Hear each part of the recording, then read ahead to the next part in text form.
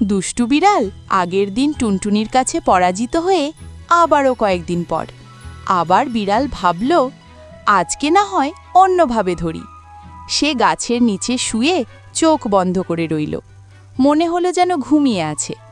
টুনটুনি উপরে বসে সব দেখছিল।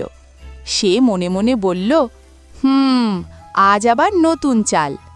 টুনটুনি হঠাৎ জোরে চিৎকার করে বলল, ওই যে কুকুর আসছে, বিড়াল কোথায়? বিড়াল ভয় পেয়ে লাফ দিয়ে উঠে দৌড় দিল। চারদিকে তাকিয়ে দেখল, কোথাও তো কুকুর নেই।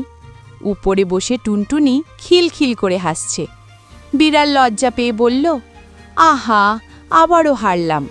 টুনটুনি বলল, বুদ্ধির কাছে শক্তি কিচ্ছুই না।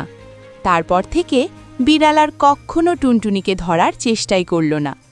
তারপর ছোট্ট বন্ধুরা, ভিডিওটাতে একটি লাইক করে দাও আর এমনি ভিডিও দেখতে চ্যানেলটি সাবস্ক্রাইব করে দাও।